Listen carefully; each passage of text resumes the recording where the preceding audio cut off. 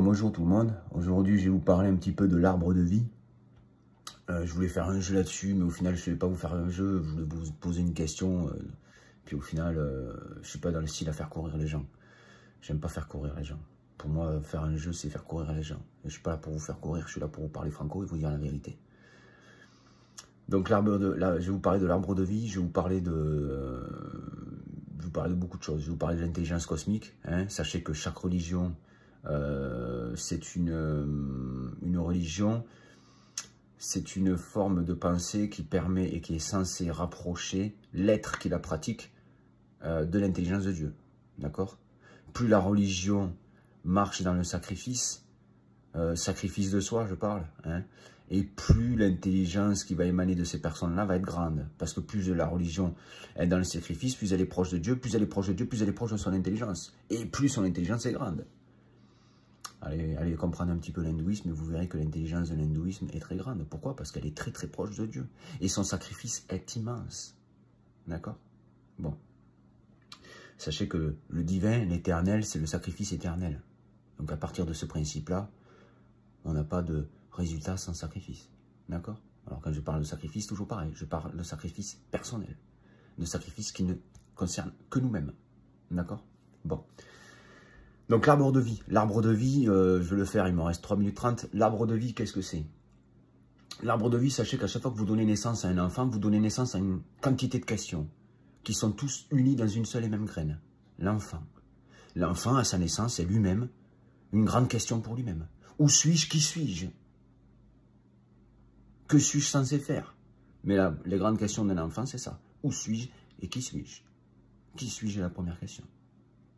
Donc quand nous donnons naissance à un enfant, nous donnons naissance à une graine. Et l'expérience qu'est la vie va être cet arbre qui va se développer au mesure de son expérience, d'où l'arbre de vie.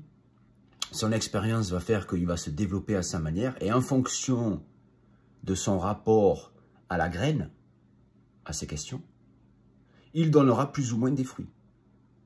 Tout le monde ne donne pas de fruits.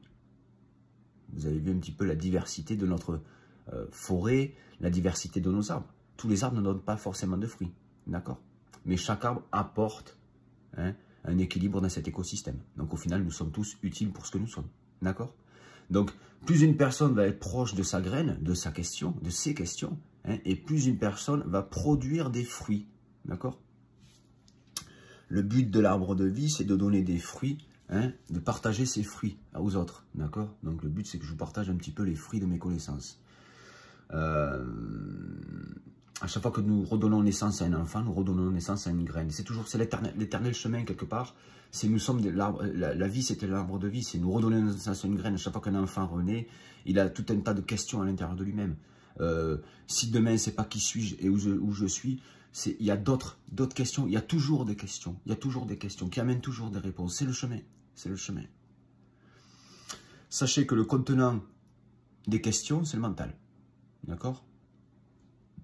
Et le réservoir des réponses, c'est l'intellect. Donc on ne peut pas, en stagnant dans le mental, avoir les réponses qui résident dans l'intellect. L'intellect, je le fais vite fait, je suis désolé, mais je reviendrai dessus, mais l'intellect de la création, c'est le réservoir de conscience, c'est le tronc cérébral, c'est la conscience de ce corps physique, d'accord, à l'intérieur de qui nous sommes.